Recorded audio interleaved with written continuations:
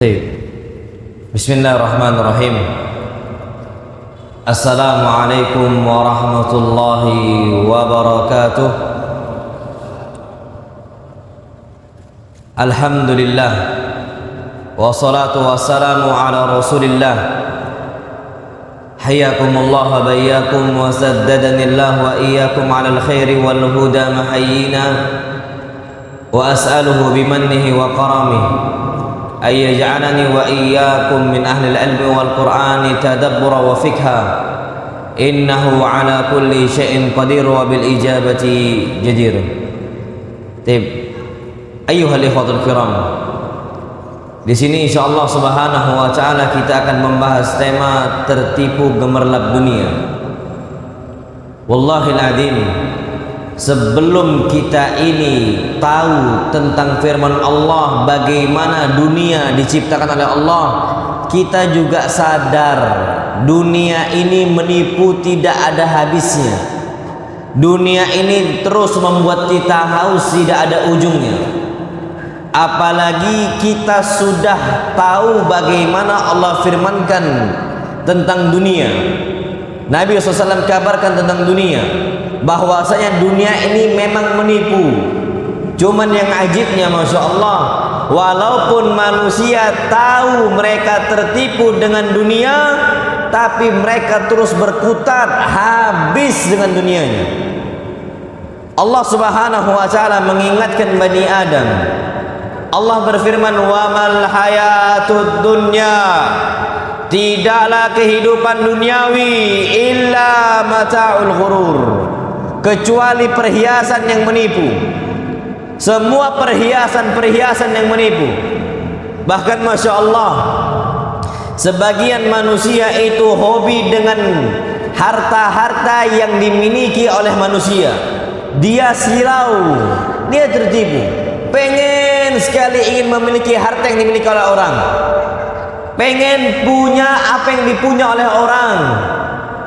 Bahkan Masya Allah, sebagian manusia itu saking silaunya dengan dunia, dia berani untuk foto di depan mobil yang bukan miliknya. Saking tertipu dengan dunia, Masya Allah. Padahal Allah sudah ingatkan untuk Bani Adam, wala tamuddanna ainaika ila ma matta'na bihi azwajan minhum zaratal hayatid dunya linaftinahum fi. Janganlah engkau wahai Muhammad membentangkan pandangan engkau kepada harta-harta mereka dari berupa perhiasan duniawinya, karena kami berikan mereka dunia linaftinahum fi, kami uji mereka. Sekarang ya Allahu Akbar, orang-orang tuh bahkan bangga dengan harta yang dia nggak miliki. Apa kata Nabi kita Muhammad SAW? Al-mutasyabbi' bima lam yu'ta, orang yang merasa puas, merasa kenyang dengan apa yang dia tidak miliki, kalabis libasin zur, seperti orang yang memakai pakaian dusta. Bukan pilih dia, bukan rumah dia, depan rumah orang dia foto di situ, seakan-akan itu milik dia. Masya Allah, na'udzubillah, na'udzubillah. Apakah semiskin itu hati kita sehingga kita gadaikan kehormatan diri kita, kita hinakan depan dunianya? Maka dari itu Masya Allah, Nabi kita Muhammad SAW tidak pernah takut umatnya miskin. Betapa banyak umat Islam di kalangan sahabat Nabi kita Muhammad SAW, mereka ini orang yang susah. Bahkan sepupu Nabi sendiri orang yang miskin, orang yang susah, Ali ibn Abi Thalib. Gak masalah bagi Nabi. Hatta Fatimah radhiyallahu anha, Nabi nikahkan dengan laki-laki yang tidak memiliki harta yang banyak. Nikah sama Ali bin Abi Thalib. Apakah Nabi khawatir? Kalla, enggak.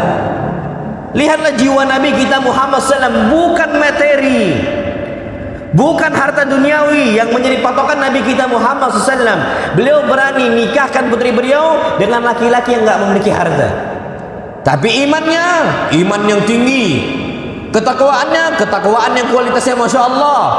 Dinikahkan untuk Nabi kita, untuk Fatimah radhiyallahu anha, putri Nabi kita Muhammad sallallahu alaihi wasallam. Makanya apa kata beliau? Wallahi mal faqr akhsha alaikum. Demi Allah, aku tidak takut kalian ini miskin, kalian ini fakir, enggak. Makanya kalau seandainya kita ini susah hidupnya, ekonominya sulit, enggak ada masalah, enggak usah takut. Wallahi enggak usah takut. Karena Nabi kita juga enggak takut kok. Biasa saja. Nabi orang yang susah kondisinya, pal Nabi kaya, naam.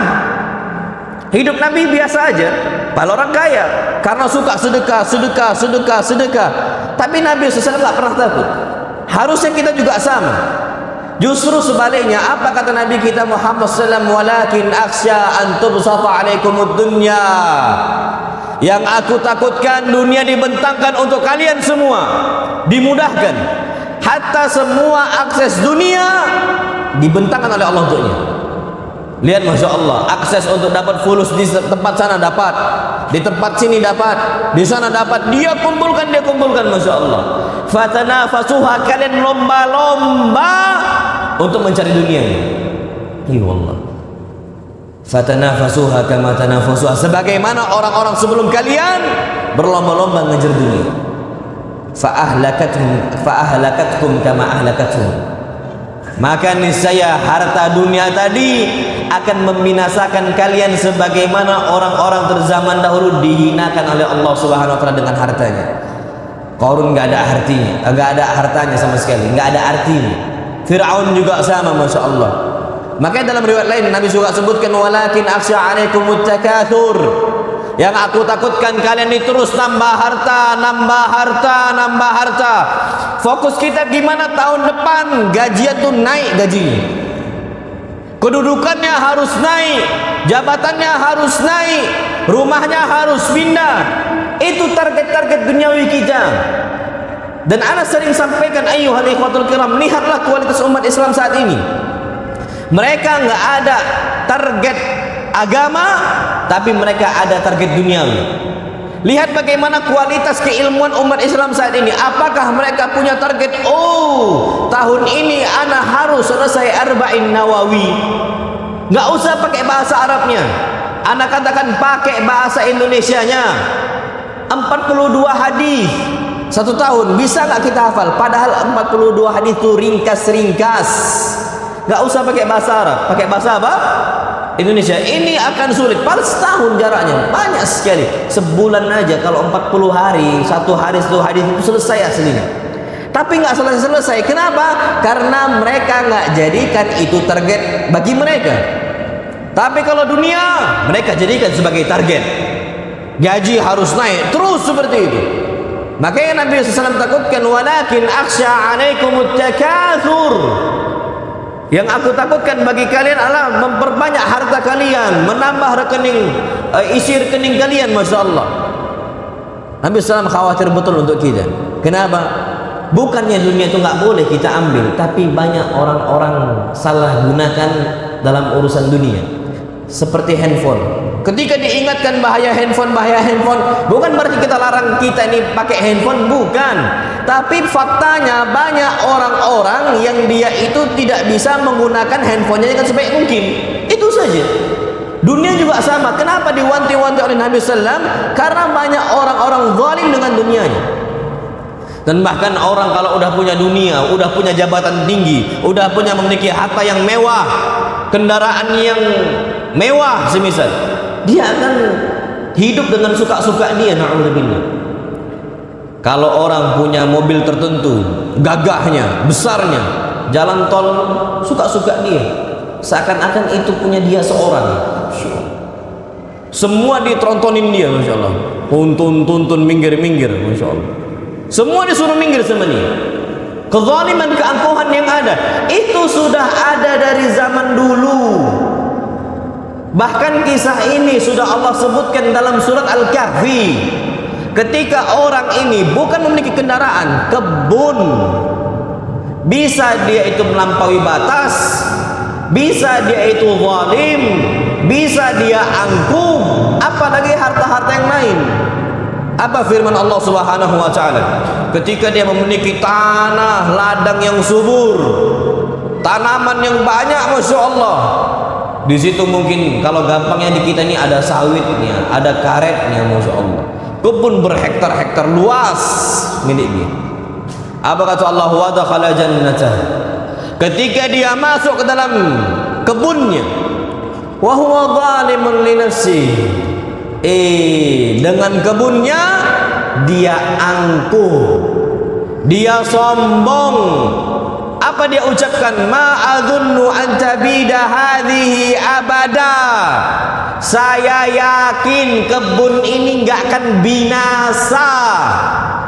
Kalau Allah sudah mentakdirkan, menetapkan hancur, hancur. Kan disebutkan dalam Al-Quran Al-Karim bagaimana kebun kaum-kaum zaman dahulu habis di malam hari, paginya sudah. Sekarang kan tanpa ada rudal yang jatuh ke Los Angeles, apa yang terjadi? Bakar habis. Semuanya dengan takdir Allah. Apalagi cuman kebun berapa hektar? Sehektar, 2 hektar, 3 hektar, 4 hektar kita mau sombong. Kapan Allah sudah takdirkan habis, lenyap semuanya. Apalagi rumah kita yang kecil, ayuhal ikhwatul kiram. Yang kita ini rumahnya nggak semewah bangunan ini, masya Allah. Seluas-luasnya, masya Allah. Bahkan gedung-gedung yang tinggi setinggi-tingginya, kapan Allah takdirkan jatuh mereka semua, habis semuanya. Kapan Allah sudah takdirkan semuanya untuk gempa semua. Lihat bagaimana tsunami-nya.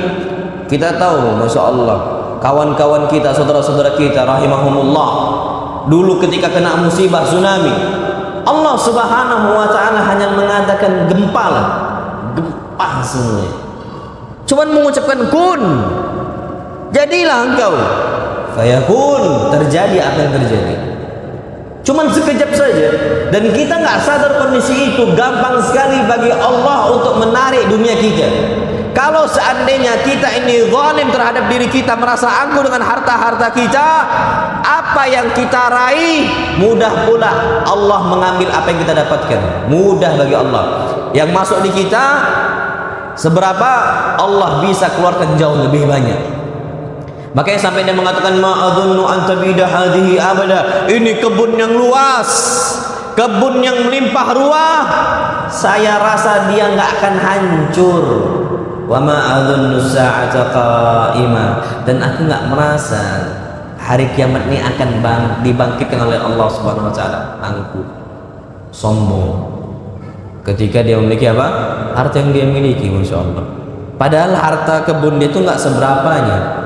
Makanya kata para ulama di sini, agar kita ini tidak terlalu lama tenggelam dalam tipuan dunia, yang dunia ini fata morgana bagi kita, itu ada obat-obatnya. Agar nggak terlalu tenggelam atau di dunia. Yang pertama disebutkan oleh para ulama, kita harus sadar bahwasanya dunia yang kita raih mudah berbolak-balik. Yang awalnya tinggi, tiba-tiba hancur rendah. Ini sudah sunnatullah, mudah bagi Allah Subhanahu wa ta'ala. Maka agar kita sembuh dari penyakit cinta dunia, sadar bahwasanya yang namanya dunia ini cepat bolak-balik. Ana ambil contoh, lihatlah Mesir. Bagaimana dulu julukannya sebagai ummud dunya, induknya dunia. Segala negara, semua negara yang ada di belahan penjuru dunia, semua pusatnya ke Mesir. Lihatlah bagaimana orang-orang zaman dahulu yang hebat dunianya berkumpul di Mesir. Ada Fir'aunnya, ada Qarunnya, ada Hamannya, semua orang-orang hebat dunianya kumpul di Mesir semua. Mereka memiliki farainah, Fir'aun yang banyak, masya Allah. Pemimpin-pemimpin dunia di saat itu adalah orang-orang Mesir. Tapi apa yang terjadi detik ini? Mesir bukan lagi negara kaya, bahkan negara yang sudah tertinggal, masya Allah. Dan kawan-kawan kami cerita yang berangkat untuk menjadi mutawif, masya Allah, yang ketika umrah, mereka semua cerita kondisi sekarang di Mesir ini susah. Makanya kami mencari fulus ke Saudi, kata mereka, untuk hidup di Mesir, untuk kita buka usaha di Mesir. Banyak yang bangkrut kondisi. Itu umud dunia yang tinggi dulunya. Apa artinya sekarang? Yunani. Bagaimana nilai mata uang mereka jatuh, bangkrut. Dulu kita tahu yang namanya orang-orang filsafat di sana berkembang, masya Allah, tentang dunianya, tapi dunia, bukan agama orang-orang Yunani. Na'udzubillah, thumma na'udzubillah. Itu dibanggakan, dihebat-hebatkan, masya Allah. Apa arti sekarang Yunani? Apa arti sekarang mereka-mereka yang dulu mereka sudah raih dulunya? Apakah ada sisa-sisanya? Enggak ada. Ketika Allah sudah katakan susah hidupnya, susah. Makanya kita harus sadar, dunia itu seperti itu, akan terus seperti itu. Dan ini hadis Nabi kita Muhammad SAW. Apa kata beliau? Hakun 'ala Allah, sudah menjadi kewajiban Allah Subhanahu wa taala. Idza irtafa'a syai'un minad dunya, kalau dunia seseorang tuh lagi tinggi-tingginya, illa wada'ahu, ketika dia lalai dengan dunia, pasti Allah akan rendahkan lagi dunia. Jadi awalnya di atas, bukannya dia bersyukur, malah dia tertipu. Niscaya Allah akan rendahkan mereka di bawah. Allah habiskan harta-harta mereka. Ini sudah sunnatullah. Makanya apa kata Allah Subhanahu wa taala? I'lamu, ketahuilah oleh kalian semua, annamal hayatud dunya, bahwasanya kondisi dunia kalian la'ibun, hanya permainan saja, walahun, hanya senda gurau saja, wazinatun, hanya perhiasan saja, semua perhiasan. Bahkan dalam tubuh manusia ini semua perhiasan. Wanitanya telinga dikasih anting emas,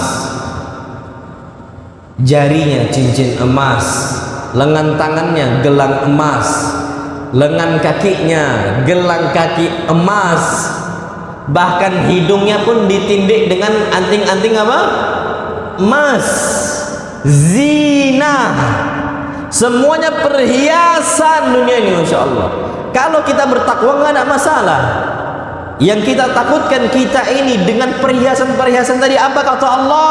Wa tafakhurum bainakum, menjadi ajang berbangga-bangga di sesama kalian. Na'udzubillah. Antum tahu sekarang kualitas seseorang diukur dari gadgetnya. Oh, HP-nya itu boba 3, yang ada kamera, ada boba apa? Jumlahnya 3. Oh, ini orang hebat.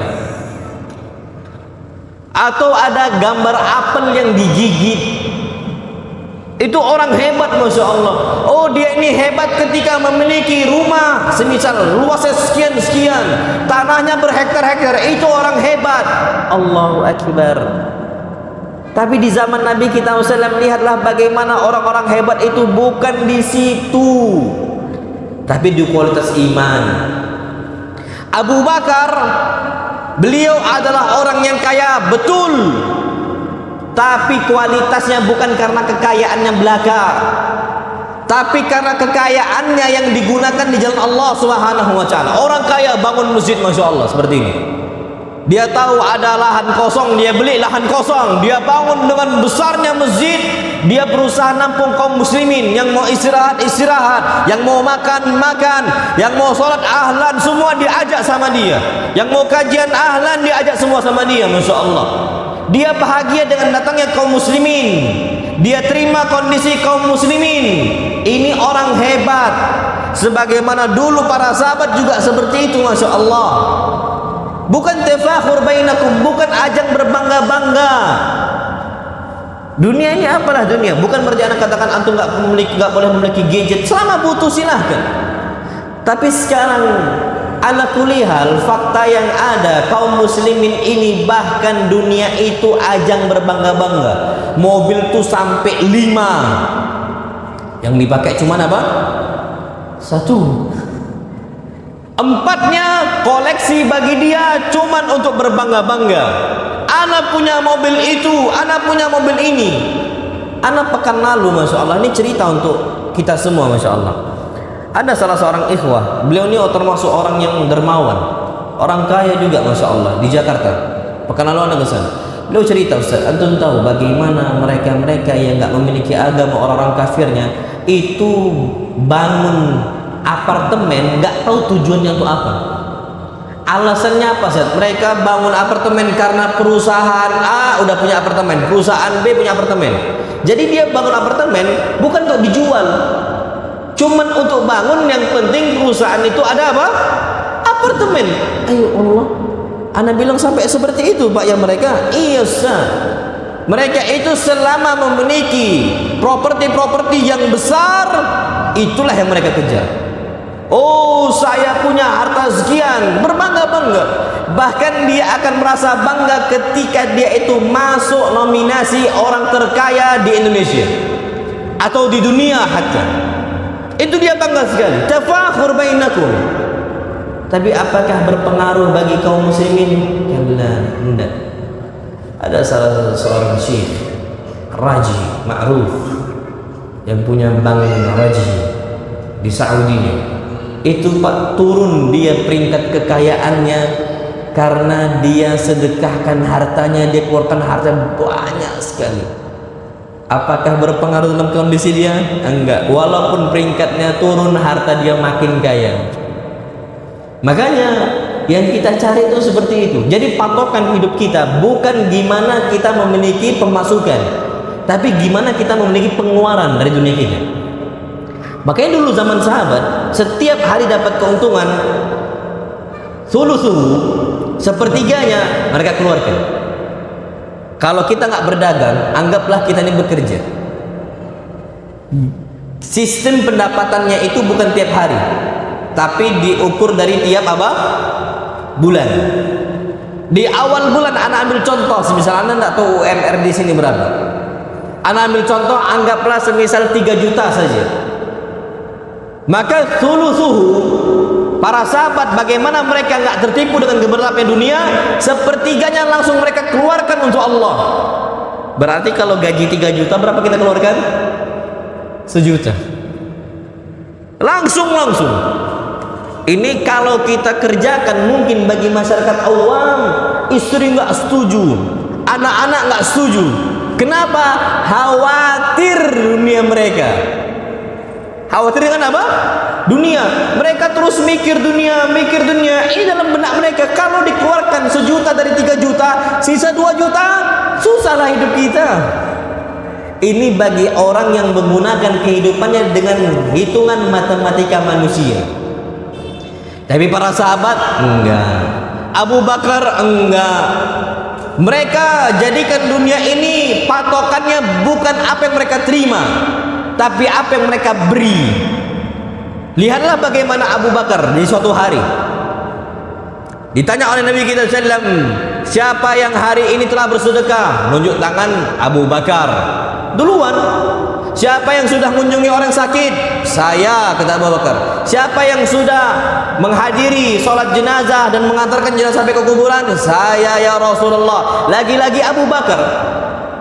Abu Bakar ini tiap hari sedekah, mengeluarkan hartanya, kecil ataupun besarnya. Kita harus seperti itu. Patokan kita bukan apa yang kita terima. Bahagianya kita bukan ketika pendapatan kita banyak. Bahagia kita adalah ketika pengeluaran kita itu banyak untuk Allah.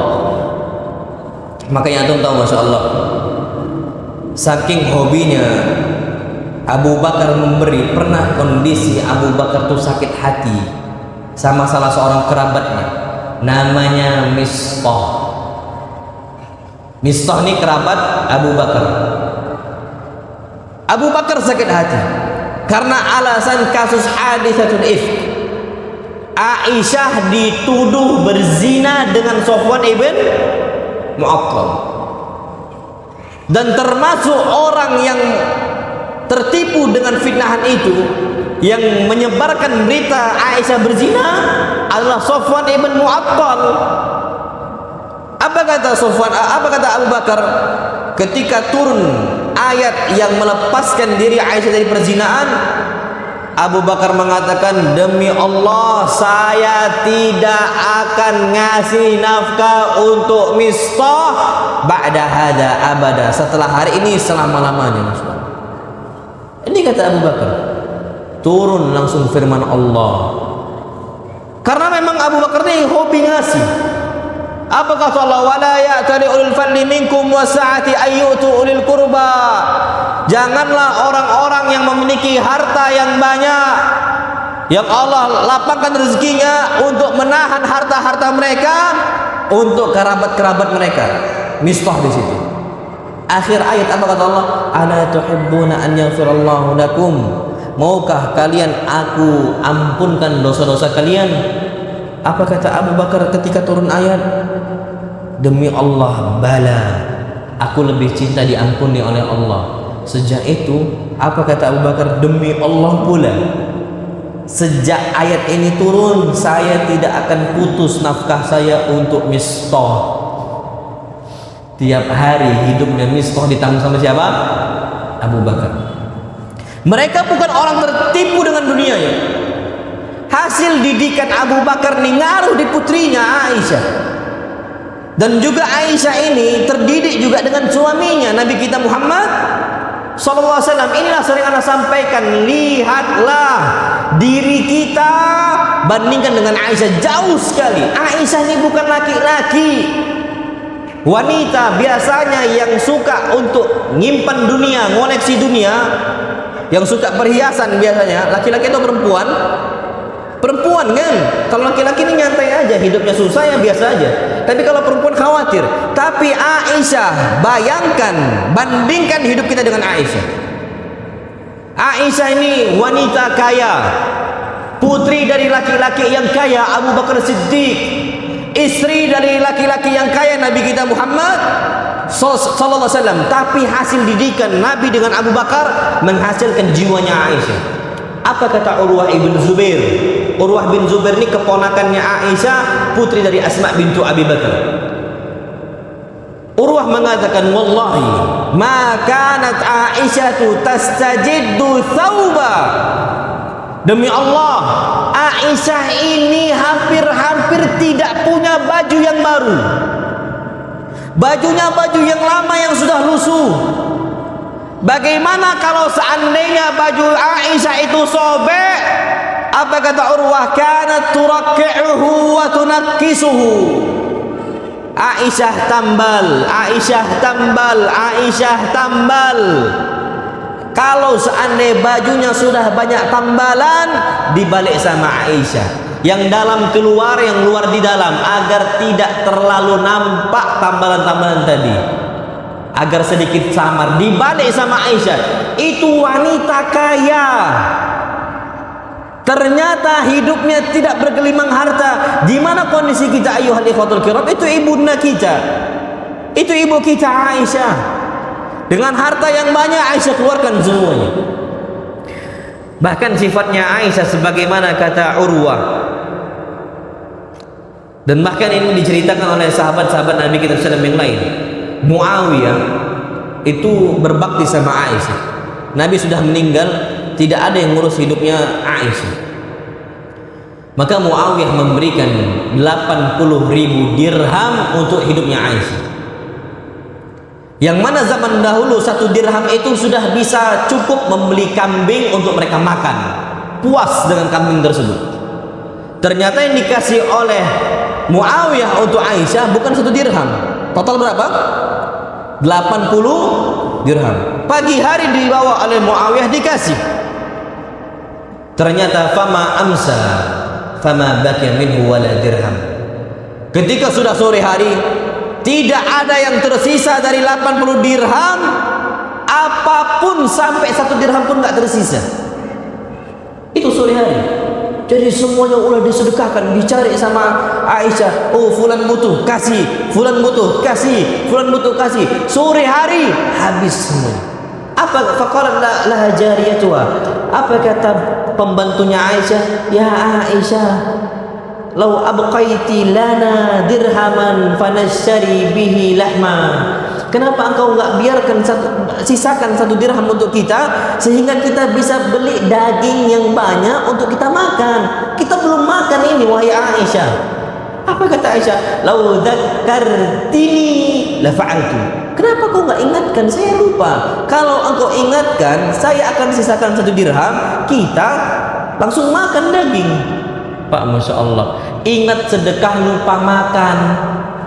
Kalau kita ingat makan lupa Aisyah. Antum kira Aisyah orang miskin? Kan lah, orang kaya, mentalnya mental kaya.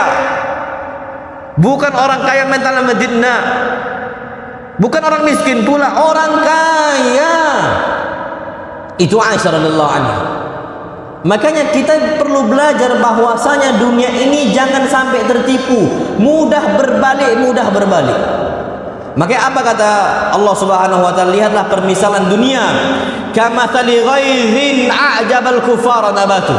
Seperti ghaiz, hujan-hujan yang turun dengan derasnya sehingga membuat tanaman-tanaman hijaunya, Masya Allah, tanaman-tanaman itu suburnya.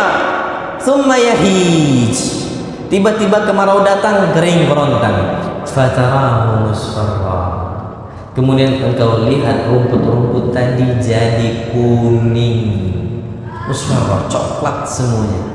Thumma yakunu hutama, habis, mati semua tanaman-tanaman tadi. Wa fil akhirati adzabun syadid, di akhirat tersisa hanyalah azab yang pedih. Makanya apa yang kita kumpulkan nanti sudah kering kerontang, itu semua akan ngalir untuk apa? Warisan-warisan kita, untuk ahli waris kita, bukan untuk milik kita. Makanya semua orang sudah meninggal, yang di tabungannya ada harta ratusan juta, bahkan sampai miliaran, mereka meninggal, mereka berharap dihidupkan kembali oleh Allah. Alasannya apa? Mereka nggak ridha itu jadi warisan. Mereka mengatakan, Rabbirji'un, ya Allah balikan saya, la'alli amalu salihan fima taraktu, agar saya beramal saleh yang dulu pernah saya tinggalkan. Dalam ayat lain apa kata Allah? Ucapan mereka, fa'asaddaqa, agar aku bisa sedekah. Jadi kalau seandainya kalau kita meninggal, kita meninggalkan untuk ahli waris 500 juta contoh, kita berharap, Allah tunda saya sebentar aja, saya langsung mau sedekahkan untuk masjid ini 100 juta, masjid itu 100 juta, masjid ini 100 juta, terus semua sampai total 500 juta. Habis itu meninggallah saya. Mereka nggak ridho jadi ahli apa? Jadi warisan untuk ahli waris. Saking ngerinya dunia.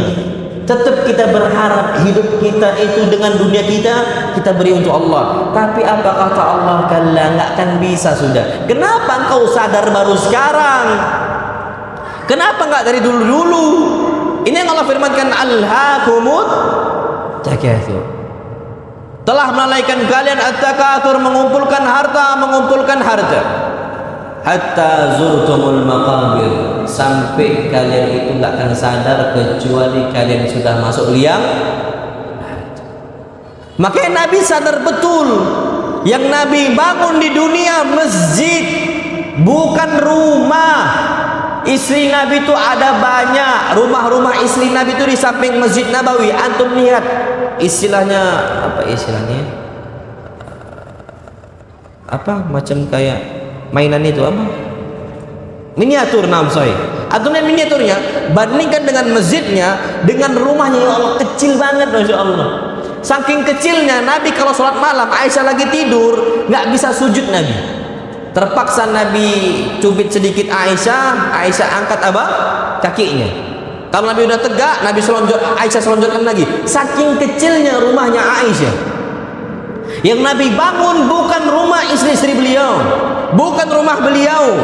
Yang beliau bangun apa? Masjid. Karena beliau sadar dunia ini cuma sekedar tempat istirahat kita. Makanya pernah kondisi Ibn Abbas bercerita, ketika itu Umar bin Khattab masuk ke rumahnya Rasulullah SAW, wa huwa naimun ala hasirin qad athara fi jambaihi. Nabi itu sedang tertidur. Ketika Nabi SAW bangun, bekaslah di kedua pinggang Nabi SAW tikar tadi. Jadi ada garis-garis di punggung Nabi juga ada garis-garis. Umar nih kasihan sama Nabi kita Muhammad SAW. Kita sekarang tidur pakai apa? Tiap hari pakai tikar atau pakai spring bed? Pakai apa? Pakai spring bed. Mana ada yang pakai tikar? Nabi SAW tiap hari pakai tikar. Itu pimpinan umat.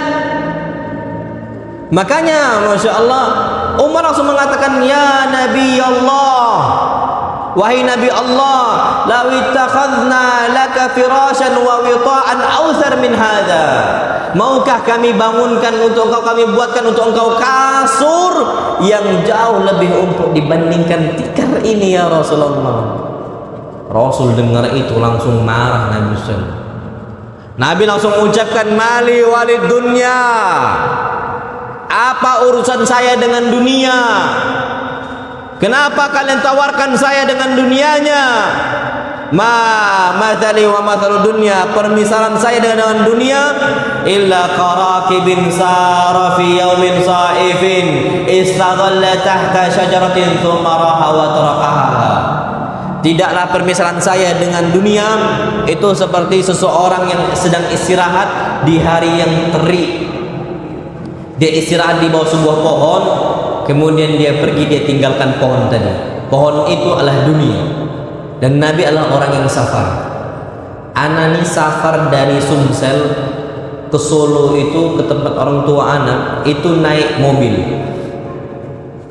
Kami nggak asli Solo, kami bukan asli Solo, cuman orang tua tinggal di Solo, pindah ke sana. Tapi aslinya orang Medan.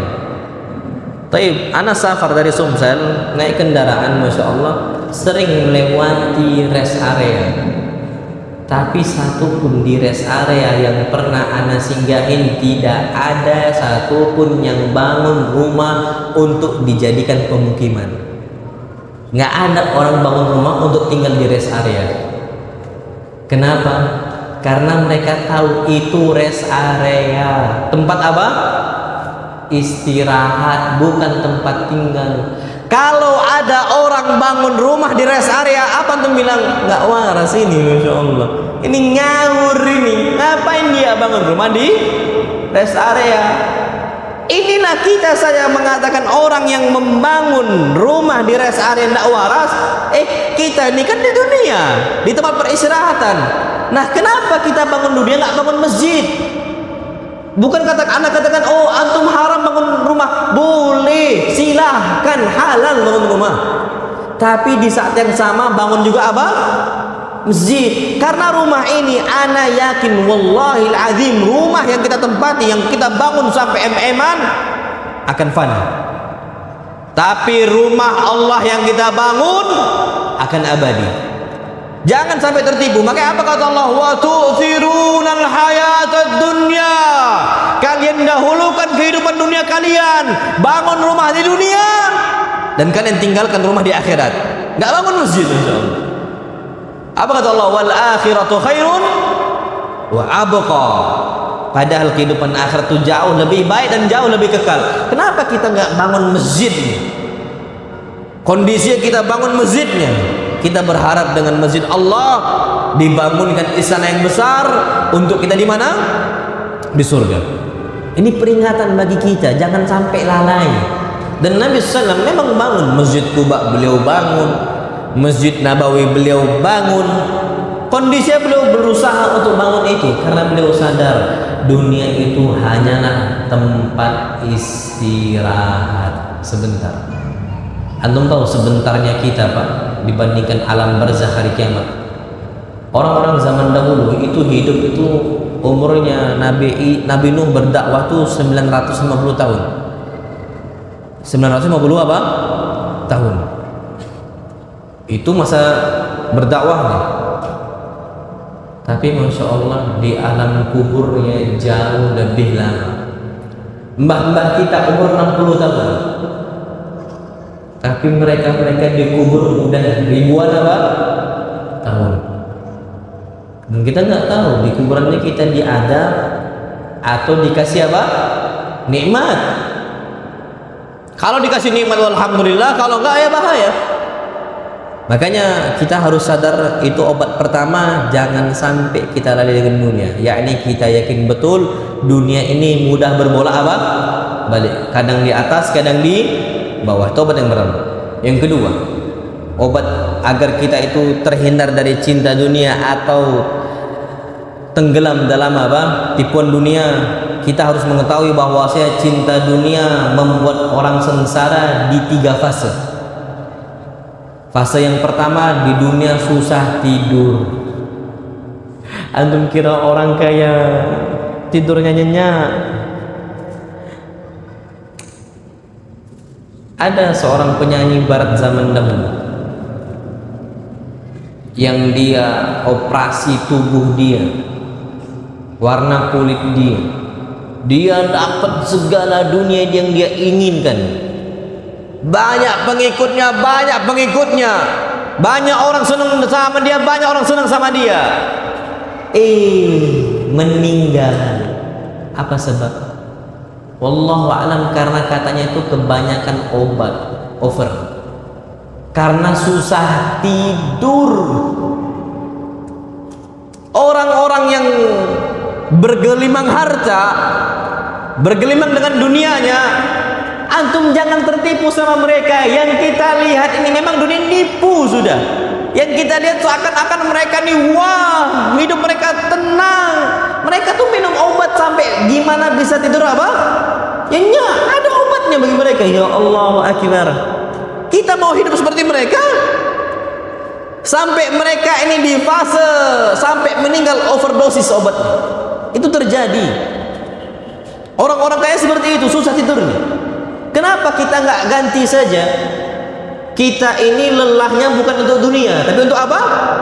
Akhirat. Lihat para ulama, mereka jarang tidur, tapi bukan untuk dunia. Untuk apa? Akhirat. Mereka baca, mereka fokus baca, Jadi ala kulli fase yang pertama, antum harus sadar, orang yang berkutat di dunia jangan bayangkan enaknya. Antum coba minta cerita-cerita di kawan-kawan kita di sini yang istilahnya yang harta mereka itu Allah kasih banyak. Tapi jangan yang awam betul. Antum cari kawan-kawan yang sudah hijrah, yang sampai sekarang ini royal dengan hartanya. Antum coba tanyakan dulu kehidupan mereka sebelum hijrah. Ana yakin mereka susah tidur. Gimana mikirkan apa? Dunia. Itu yang pertama. Kemudian kita juga harus sadar fase yang kedua, di alam barzakh pun dipisahkan dengan kita ini, dipisahkan dengan apa yang kita miliki. Apa kata Allah? Wahila bainahum wa baina ma yasha'un. Mereka yang sudah meninggal di alam barzakhnya akan dipisahkan oleh Allah Subhanahu wa taala dari apa yang mereka dambakan. Antum tahu ada sebagian orang, sebagian manusia itu ketika meninggal emasnya itu dimasukkan ke dalam peti mayit, dimasukkan ke dalam apa? Kuburannya. Pak, ya Allah, besoknya udah digali itu kuburan, dijarah sama manusia yang lain, kan gitu, nggak bermanfaat. Maka hari kiamat ini apa kata Allah? Yauma la yanfa'u malun wala banun. Di hari kiamat ini nggak akan bermanfaat harta ataupun anak, illa man atallaha biqalbin salim, kecuali mereka ini yang datang kepada Allah dengan hati yang apa? Salim, selamat. Gak pernah bermaksiat kepada Allah, gak pernah membanggakan kepada Allah. Itu dia. Jadi dipisahkan. Hatta mau dimasukkan, antum mau masukkan mobil Alphard ke kuburan? Gak akan bisa. Antum mau masukkan rumah villa yang besar ke rumah kita? Gak akan bisa. Mobil apa yang mewah sekarang? Rumah apa yang mewah sekarang? Apartemen apa yang mewah sekarang? Bisa dimasukkan? Oh, nggak bisa. Isya. Baik, kita lanjutkan insyaallah ba'dal isya. Wa sallallahu nabiyana Muhammad, subhanakallahumma wa bihamdika asyhadu an la ilaha illa anta astaghfiruka wa atubu ilaik. Assalamualaikum warahmatullahi wabarakatuh.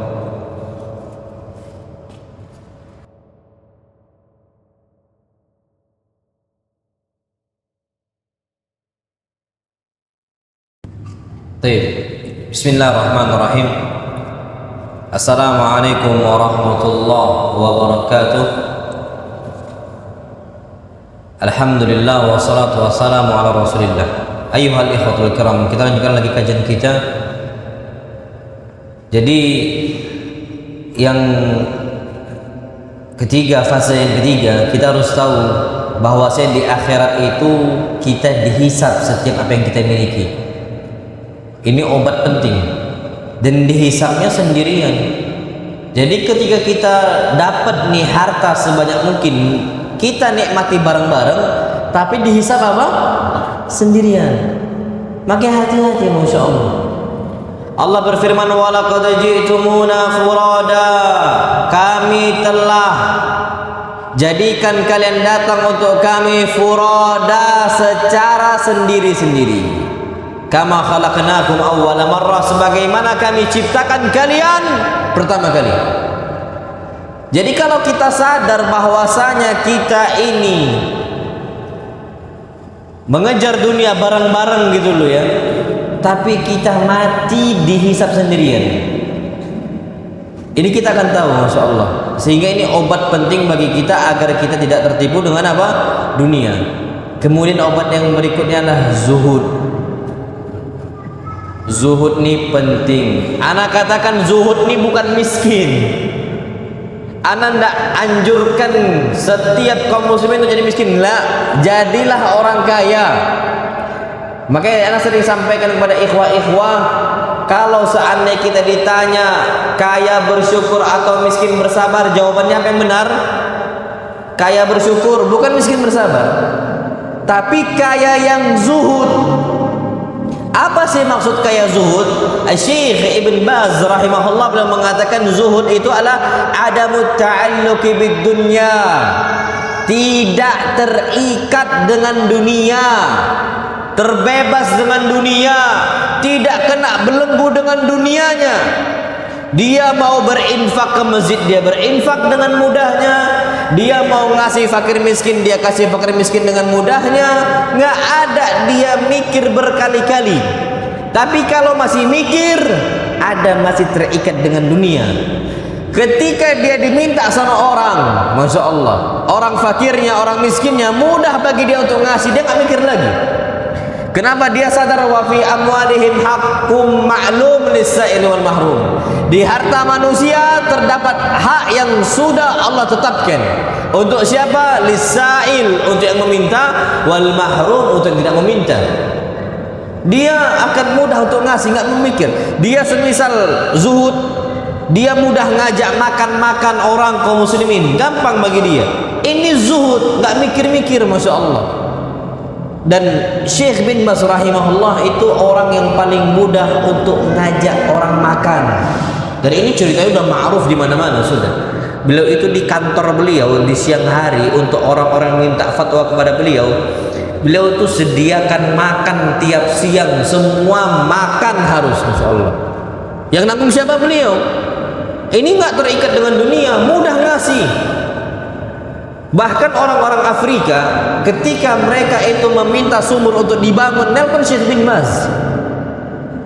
Syekh bin Baz yang telepon, padahal orang Syekh bin Baz ini ya bukan orang yang berkecimpung di dunia, tapi karena mereka tahu royalnya Syekh bin Baz, beliau akan apa?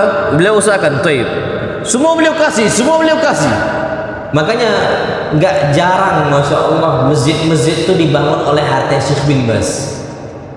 Ketika meninggal, Masya Allah, ternyata hutang beliau tuh banyak. Karena beliau itu berhutang untuk bantu fulan, bantu allan, bantu fulan, bantu allan. Ternyata ketika mamlakah tahu, kerajaan Raja Saudi tahu, itu dibayar oleh pemerintah. Utang-utang Syekh bin Baz lunas langsung semuanya. Karena memang beliau bangun sana, bangun sini, bangun sana, bangun sini. Padahal bukan orang yang memiliki harta melimpah ruah, tapi memang dikenal dengan orang yang royal.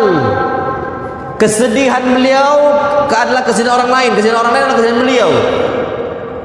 Itu yang ada di benaknya Syekh bin Baz. Maka kata beliau, ada muta'alluqi bid dunya, jangan sampai terpaut dengan dunia. Antum lihatlah gimana foto beliau, sorbannya yang biasa aja. jubahnya ya juga biasa aja, nggak ada masalah. Padahal mufti am, mufti umumnya gitu loh.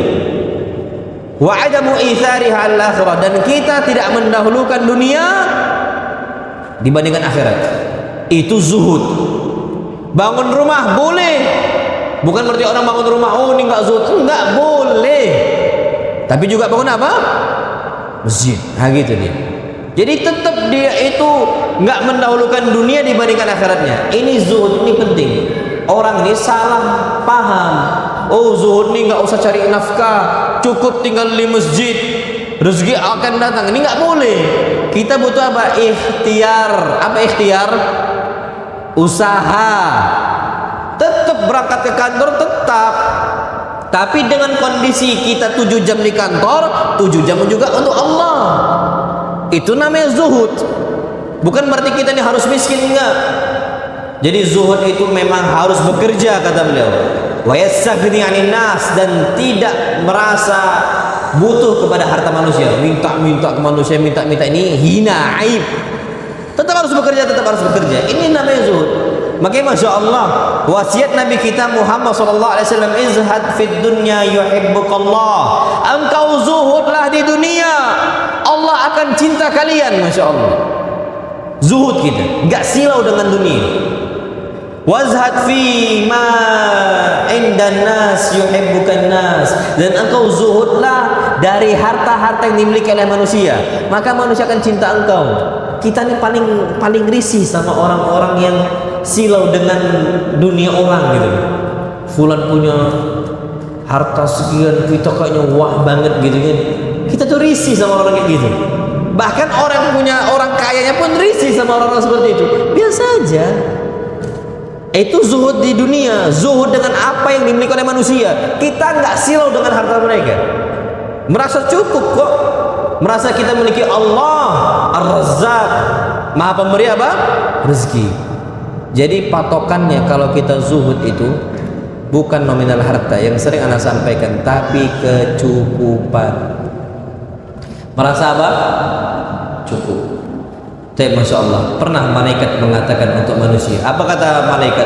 Ayyuhan nas, wahai manusia, halummu ila rabbikum, sini kalian menuju Allah, fokuslah kalian kepada Allah. Ma qalla wa kafa khairun, apa yang sedikit tapi cukup jauh lebih banyak, jauh lebih afdal, jauh lebih baik, mimma kathura walaha, dibandingkan yang banyak tapi lalai. Makanya Nabi SAW itu khawatir umat Islam itu diberikan harta itu dibentang luas. Apa yang sedikit tapi cukup lebih baik dibandingkan banyak tapi apa? Lalai. Makanya Nabi Sulaiman itu punya kuda yang Masya Allah gagahnya, mewahnya. Ternyata melalaikan Nabi Sulaiman dari ibadah kepada Allah. Langsung Nabi Sulaiman sembelih itu kuda. Itu karena kendaraannya loh ya. Merasa lalai dengan dunianya. Makanya fokusnya kata para malaikat ila rabbikum, fokuskan kepada apa? Allah. Disebutkan Nabi kita Muhammad SAW, orang kalau udah cinta dunia pasti rusak akhiratnya. Bukan orang yang kaya loh ya. Orang kaya itu ya bisa makin taat kepada Allah, tapi ini orang kaya lupa apa? Akhirat. Pasti kalau orang udah cinta dunia rusak akhiratnya. Cinta berlebih. Apa kata Allah?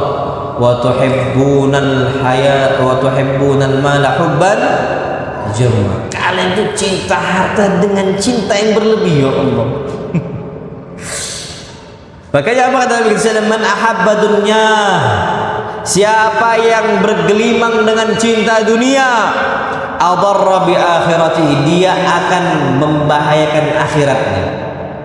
Fa'atharu ma yabqa ala ma yafna, fa'athiru ma yabqa ala ma yafna, kalian dahulukan apa yang kekal, tinggalkan apa yang fana. Ini sekarang orang ini banyak mengambil yang fana, lupa apa? Yang kekal. Dan itu bukan konsep kita. Makanya ambisi kita bukan dunia, tapi apa? Akhirat. Kita bekerja udah pasang target. Anak bekerja gaji sekian, anak kasih untuk fakir miskin sekian. Oh, itu target itu. Ambisinya akhirat, ambisinya akhirat. Tapi pertengahan bulan anak akan berusaha untuk punya program kebaikan. Fakir miskinnya, anak yatimnya, buat target. Silahkan bekerja, silahkan bekerja. Tapi ambisinya apa? Akhirat. Ini Allah akan mudahkan dunianya dari segala penjuru. Masya Allah. Apa sabda Nabi kita Muhammad SAW? Man kanatil akhiratu hammah. Siapa yang akhirat adalah ambisinya. Akhirat ambisinya. Ja'alallahu ghinahu fi qalbi. Allah jadikan kekayaan itu ada di hatinya. Allah jadikan dia kaya, Masya Allah, cukup. Kalau ambisi apa? Akhirat. Wa jama'alahu syamlahu. Allah akan mudahkan segala urusannya. Wa atathu dunya wa hiya raghimah. Dunia datang dalam kondisi dunia ini tunduk untuk mereka. Anak tuh punya guru, Masya Allah, punya dosen, banyak mahasiswa yang beliau tanggung kehidupannya, hatta beliau kasih bulanan. Beliau ini anak sebut lah ya, Ustaz Syafiq bahasa nama.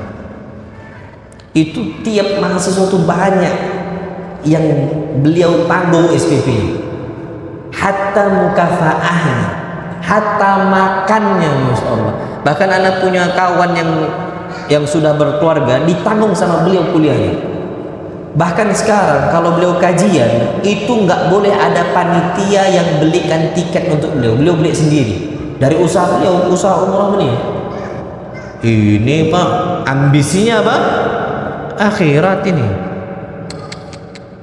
Makanya Allah mudahkan Mbak sekarang untuk beliau. Makanya ambisi kita ini, kalau seandainya hidup di dunia, nggak usah dunia akhirat. Apa yang kita bisa kasih untuk umat? Apa yang kita bisa berikan untuk umat itu apa? Orang-orang besar dulunya kecil, tapi dia bisa bina diri dia sejak kecil. Dia jadikan diri dia royal sejak kecil. Akhirnya ketika besar terbiasa. Jiwa manusia seperti itu. Suka ngasih, Masya Allah. Allah akan mudahkan. Itu satu yang anda tahu. Aslinya banyak, Masya Allah, yang anda sebutkan saja. Dan apa kata Nabi kita Muhammad SAW? Man kanatid dunya hamma. Siapa yang dunia adalah ambisinya, ja'alallahu faqrahu baina ainaihi. Kalau ambisi kita dunia, Allah jadikan kefakiran depan mata kita. Takutnya miskin, takut miskin. Masya Allah. Semua takut, Masya Allah. Ditakuti dengan dunianya, takut miskinnya. Wa farraqallahu alaihi syamlah. Allah jadikan urusannya tercerai berai, nggak selesai. Lembur sana, lembur sini, nggak ada yang selesai. Nggak ada yang selesai tugas dia. Bahkan orang-orang tinggalkan zuhurnya alasannya bentar, belum selesai kerjaan ini. Terus dia bekerja karena alasannya nggak selesai. Ambisinya apa? Dunia. Wa farraqallahu alaihi syamlahu. Allah jadikan urusannya tercerai berai. Belum lagi urusan di rumahnya, di kantornya berantakan, rumahnya berantakan, istrinya membangkang, anak-anaknya durhaka, naudzubillah. Ini terjadi di mana-mana, ayolah ikhwatul kiram. Apa yang terjadi? Broken home. Habis. Anak-anak di luaran sana tuh nggak tahu, kayak nggak ada bapak ibunya. Kehidupan mereka nggak tahu, nggak ada bapak ibunya. Kehormatan mereka diambil, diperkosa mereka, bapak ibunya nggak tahu. Dizinai anaknya, bapak ibunya nggak tahu. Kenapa? Bapak ibunya fokusnya dengan apa? Dunia. Dan kita lihat sekarang, Masya Allah, lelaki-lelaki yang memiliki pendidikan yang tinggi sampai S3-nya, istrinya juga sama, pendidikan yang tinggi, Masya Allah. Suami sibuk bekerja, istri sibuk bekerja, masing-masing sibuk ambisi dengan dunia, na'udzubillah. Anaknya diserahkan ke pembantunya. Jadi anak itu tumbuh di atas akhlak pembantu, tumbuh di atas agama pembantu. Mereka nggak sholat. Kenapa mereka nggak sholat? Nggak dididik, pembantunya nggak mendidik. Bapaknya sibuk dengan dunia. Makanya anak dapat cerita salah seorang ikhwah kita sudah ngaji, masya Allah. Beliau ini dulu katanya tinggal di Australia, anda tidak tahu. Ini cerita anaknya tuh hafizul Quran, hafal Quran. Jadi ibunya ini termasuk orang yang berpendidikan. Jadi ibunya tuh mau fokus didik anaknya. Akhirnya dia tinggalkan pekerjaan dia jadi ibu rumah tangga, nggak mau bekerja. Padahal dulu gajinya banyak dan sebagainya, dia tinggalkan semua untuk fokus didik anaknya. Sekarang anak itu hafiz Quran dan bahkan bisa bahasa Inggris, bisa bahasa Arab. Didikan siapa? Emaknya. Ini baru didikan emak nih, bukan didikan pembantu. Kenapa sibuk dengan dunia? Allah jadikan cerai berai, farraqallahu alaihi syamlah. Ini susah anak membangga, naudzubillah.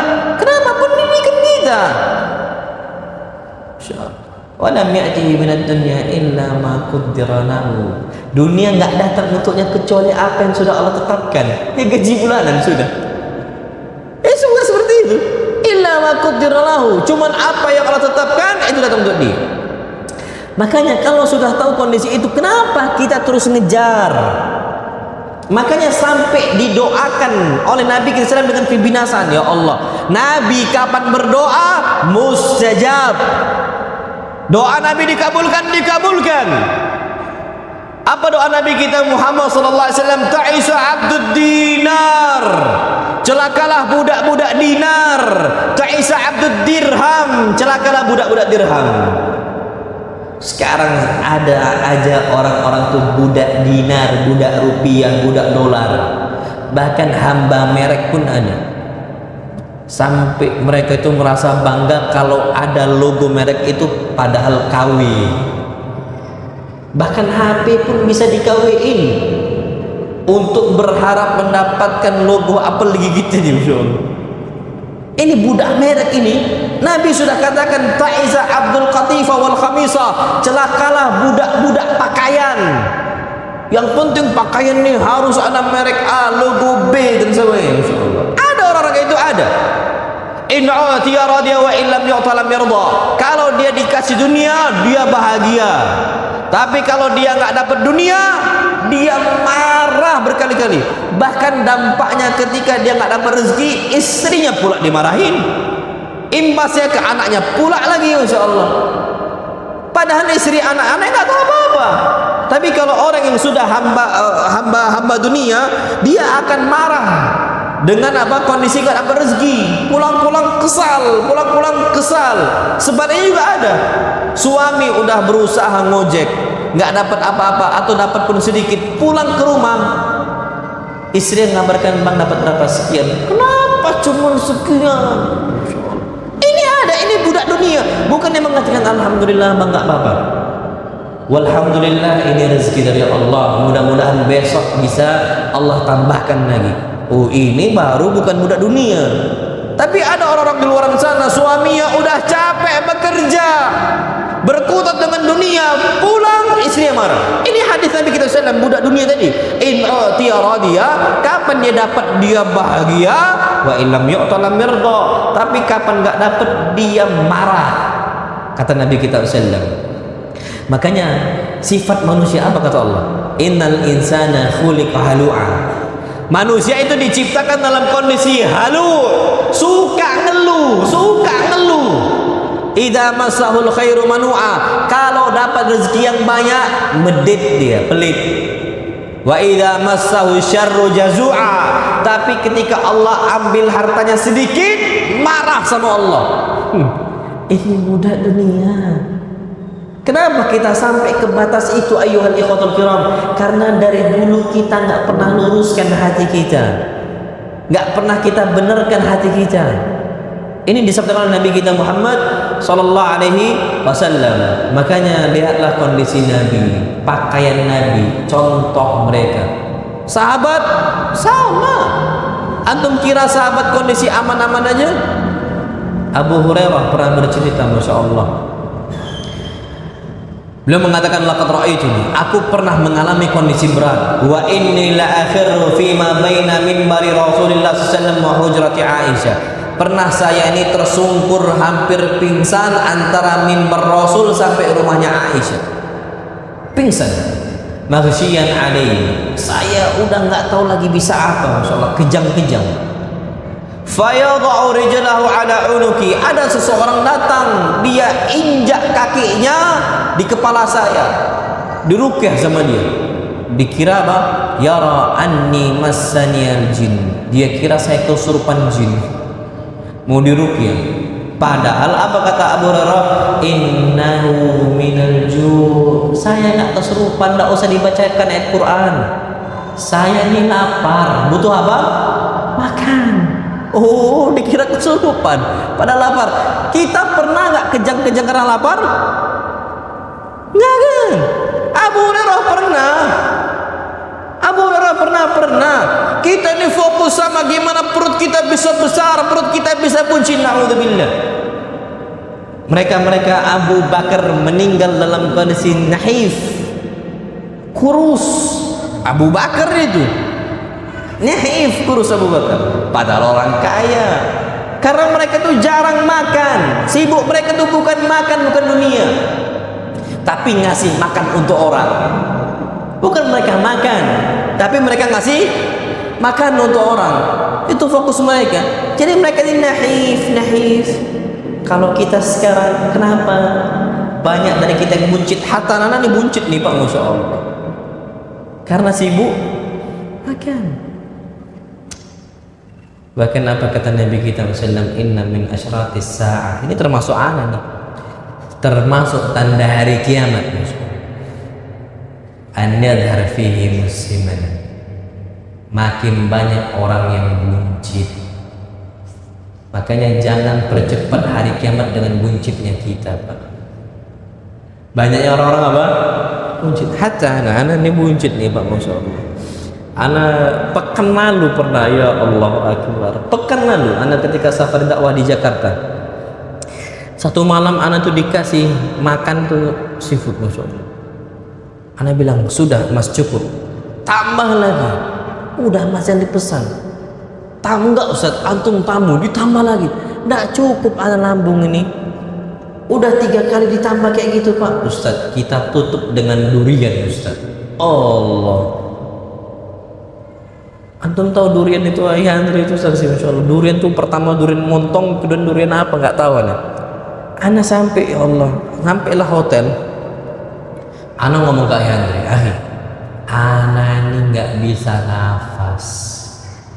Anak nggak bisa nafas. Anak izin turun bentar, 15 menit anak jalan. Jadi anak sampai cek di Google itu cara mengatasi kekenyangan yang berlebih. Saking anak itu udah berbaring nggak bisa nafas lagi, Pak Allah. Sampai anak cari minum teh ini, minum apa, aduh nyari tehnya lagi susah lagi kan. Paling terakhir jalan kaki 10-15 menit. Langsung anak turun pakai sepatu jalan 15 menit. Pas nyampe hotel, walhamdulillah anak baring bisa nafas, Masya Allah. Alhamdulillah ya anak bisa nafas. Ini Pak, kita ini disuguhi makan terus. Dulu inilah yang ditakutkan Nabi kepada umatnya. Dulu mereka ini susah makan, sekarang kita mudah makan. Bahkan kita takut tak makan. Dulu Nabi itu takut kapan sahabat gampang makan. Bagi Abu Hurairah datang ke Nabi SAW, ya Rasulullah, juna walam nasbir, kami ini lapar nggak bisa sabar ya Rasulullah. 3 kali datang ke Nabi kayak seperti itu. Sampai Abu Hurairah mengangkat bajunya, ini ada 3 batu. Nabi cuma bisa diam. Akhirnya Nabi angkat bajunya, ternyata di tubuh Rasul ada 4 batu. Berarti Nabi lebih apa? Lapar. Sampai seperti itu Pak, menyadarkan Abu Hurairah, inilah kondisi umat Islam. Yang kita cari ini bukan kekenyangan, bukan, tapi gimana kondisi kita bisa beribadah kepada Allah Subhanahu wa ta'ala. Makanya Nabi SAW mengatakan, qad aflaha man aslam, telah beruntung orang yang fokusnya adalah Islam, wa kana rizquhu kafafa, dan rezeki dia itu yang penting cukup. Nah itu dia. Yang pertama fokusnya Islam, yang kedua apa? Cukup. Ada orang ini fokusnya nggak bisa Islam nggak bisa. Kenapa? Karena dia terus mencari. Akhirnya tertipu dengan dunia, lalai dengan Islam, lalai dari Islam. Makanya kata Nabi, tuba au qad aflaha, selamatlah orang-orang, beruntunglah orang-orang man aslam, yang masuk Islam, fokusnya agama Islam, walaupun rezekinya kafafa, cukup. Wa qanna'ahu Allahu bima ata, dan Allah kasih dia ini qanaah, rasa bahagia dengan apa yang Allah kasih. Bahagia. Bahkan Nabi pernah mengatakan, ya Allah, beliau katakan, ma mala'a adamiyun wi'a'an syarran min batnin, wadah yang paling buruk diisi oleh Bani Adam adalah lambungnya, adalah perutnya, itu yang paling buruk. Apa kata beliau? Yakfi li Bani Adam luqaimat yukimna sulbah, cukup untuk Bani Adam luqaimat, beberapa suapan saja, yukimna sulbah, yang penting tulang punggungnya bisa tegak. Kalau kita bukan lagi tulang punggung tegak, tapi perutnya apa? Maju sampai punggungnya bungkuk. Karena apa? Perut tadi. Nabi katakan luqaimat, beberapa suap aja cukup, 3-4 itu suapan udah cukup. Asalnya seperti itu. Apa kata beliau? Fa in kana la mahalah, ini penting. Kalau memang terpaksa mau lebih dari itu, lebih dari beberapa suapan, fa thuluthun lit-ta'am wa thuluthun lisyarab wa thuluthun lin-nafas. Sepertiga makanan, sepertiga minum, sepertiga apa? Nafas. Kalau 2/3 makan, sepertiganya nggak akan bisa nafas, karena udah diisi minum. Jadi 2/3 makan, 1/3 minum, nafasnya habis, nggak bisa. Makanya antum tahu, pernah nggak antum mengalami buka puasa? Oh, buka puasa, kalau kami di Palembang, di Prabu Mulih itu ada empek-empeknya, ada tekwannya, masya Allah, dengan berbagai makanan itu ada, masya Allah, dihidangkan. Pas ruku nggak bisa nafas. Kenapa? Hadis Nabi, 1/3 makan, 1/3 minum, 1/3 apa? Nafas. Ini semua dimakan sama dia. Pak, habis maghrib dihidangkan kari kambing pula. Allah, tarawih akhirnya nggak bisa, nunggu imam itu apa, ruku, baru ikut ruku. Kalau imam udah berdiri, apalagi alif lam mim, duduk dia paling belakang, masya Allah, nggak tahan. Kenapa? Saking kenyangnya. Maka yang paling buruk kata Nabi kita Muhammad SAW itu. Dan Nabi SAW, lihatlah bagaimana kondisi Nabi. Nabi pun meninggal kondisinya naif, tapi itu bukan orang yang berat betul, masya Allah. Enggak. Nabi ini ideal, masya Allah, sallallahu alaihi wasallam. Dan bahkan Nabi SAW itu pun ada utangnya ke orang Yahudi, tapi Nabi gadaikan baju apa?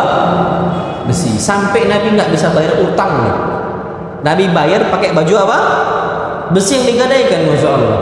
Makanya itu kondisi kehidupan Nabi kita Muhammad sallallahu alaihi wasallam. Maka dari itu, ala kulli ayyuhal ikhwatul kiram, yang perlu kita ketahui, kita tutup di sini wafil akhir, karena waktu kita sudah habis 8:30. Nasihat ana, tinggalkan cinta dunia yang fana. Dunia ini fana, tinggalkan.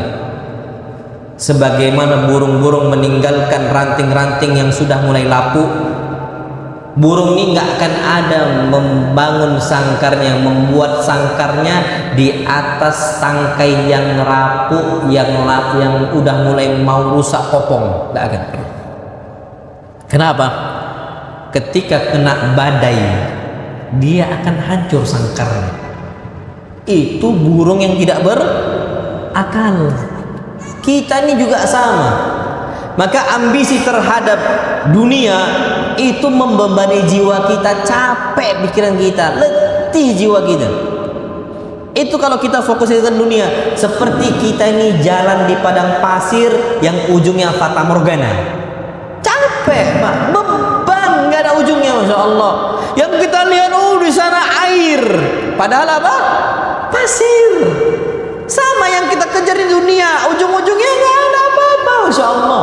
Yang kita kejar seakan-akan indah, hakikat yang kita kejar bangkai kambing, fata morgana. Sama kita padang pasir, kita lihat air, pasir. Di dunia juga sama, kita kejar, hakikatnya bangkai kambing.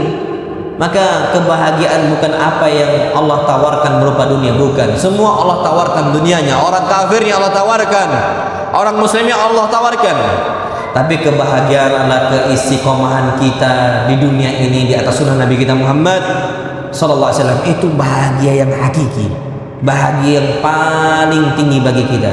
Kejarlah kebahagiaan berupa ridhonya Allah dan tinggalkan ridhonya manusia dan status-status duniawi yang melalaikan. Aku lumma tasma'un. Enggak usah ada pertanyaan, Pak ya.